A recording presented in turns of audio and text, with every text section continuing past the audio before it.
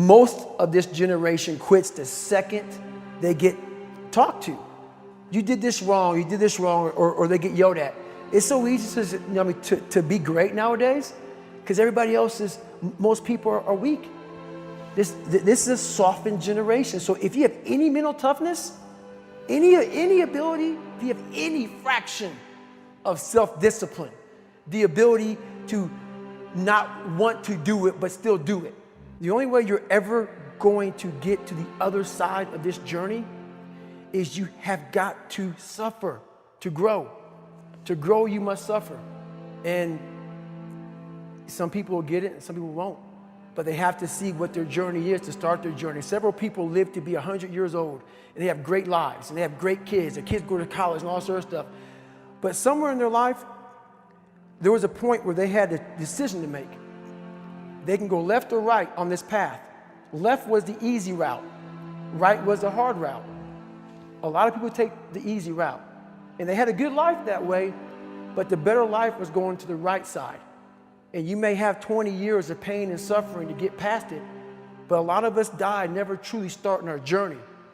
And I would tell this young person, you gotta start your journey. It may suck, but it will come out the other side where you're coasting.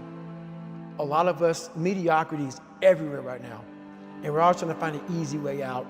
And we're judging ourselves. Let's say there's 10 people in this room and we're all mediocre. But I'm the best of the mediocre people. I now think I'm great. I'm great. We surround ourselves around people that make us feel great. They tell us what we want to hear. The second we put ourselves amongst the uncommon people, we don't like that feeling, that challenging feeling of that person who's waking up at 3:30 in the morning and say, hey, put your shit on, we're going for a run. We don't like that challenge. We like that person who says, hey, you know what, man, I don't feel good today, man. And they say, oh, it's okay, brother. Take a day off, man, we'll get a pizza and shit, watch the game. We like that. We love that feeling. Why? Because you understand, man, we're good, bro. We don't want that motherfuckers like this. Hey, man, no, bro. Get your fucking shit on, man. Stop being a punk. We don't want that in our lives. We don't want that person who's constantly challenging our weaknesses. We want that person who's constantly, making us feel nice and good and secure in ours. That's the mediocrity of life. We want to be the best amongst the average people. People wonder, how do you stay hungry all the time? Because after I accomplish something, I don't sit back like a lot of guys who graduate buds, graduate this, graduate that. They get comfortable. They wonder why I'm getting weak, man. I don't know, I lost my edge. What's going on? Because once you hit the top of the fucking mountain, guess what happened? I'm good.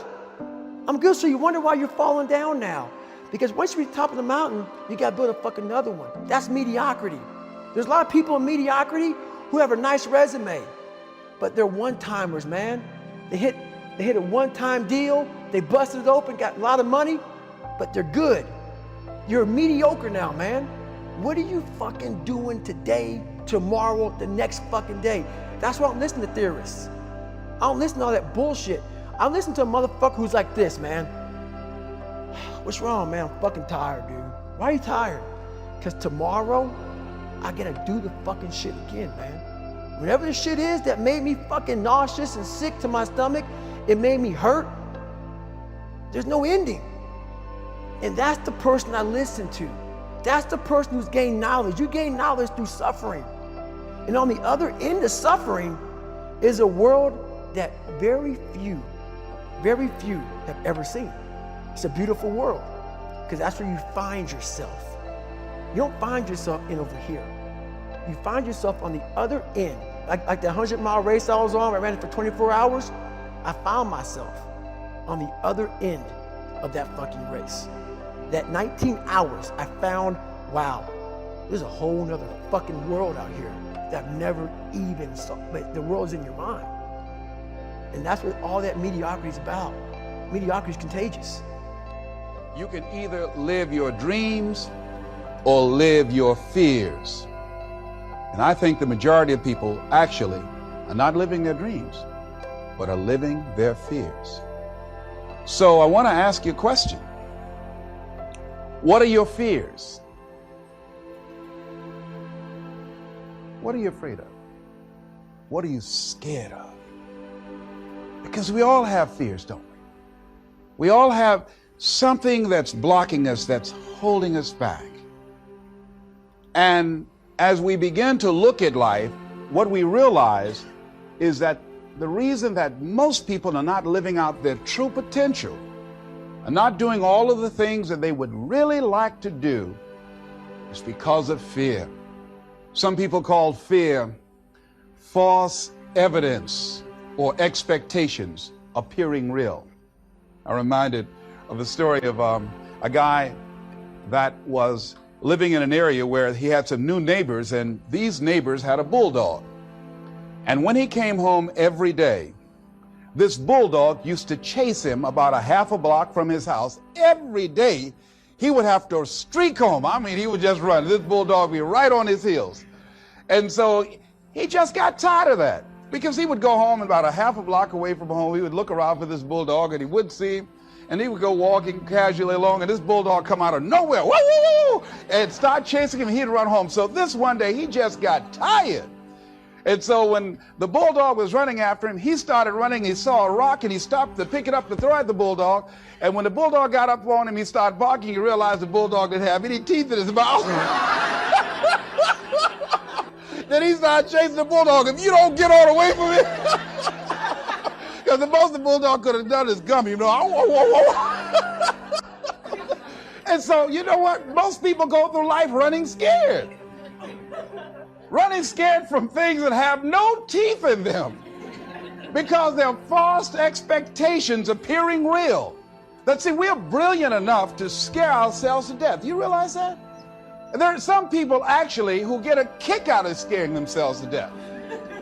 I remember the last frightening movie I saw. It was The Exorcist. I will never forget.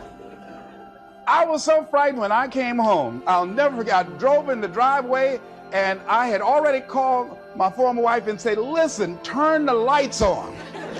I was coming in the driveway, and I was getting out of the car, and all of a sudden I couldn't get out. I started blowing my horn. I said, Madeline, they got me, they got me. She came to the kitchen and said, take your seatbelt loose, fool. I said, oh, okay. I was frightened out of my wits. But there are a lot of people who they get off on that. They love. I'm a person. My brother is a paratrooper. My twin brother, he's in the military, career man. I would love to jump out of an airplane with a parachute. I'm scared, though. I mean, I really admire my brother for that. I would really love to be macho man like that. What are the things that you fear that's been keeping you from living your dream? That's been keeping you from doing some things that you would like to do? Just think about those things.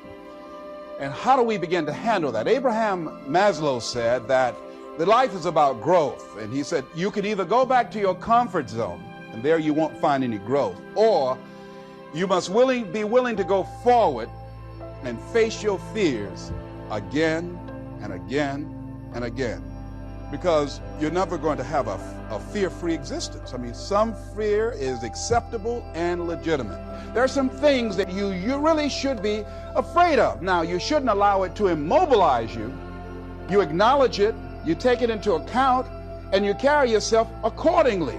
There are times that we should proceed with caution. But it's the difference between being stopped by fear. It's the difference between having a fear and the fear having you. So what do? One, acknowledge it, and knowing that it's okay. Don't condemn yourself for being afraid. It's perfectly fine to have some fears. You acknowledge your fears, you embrace those fears, and then you move on.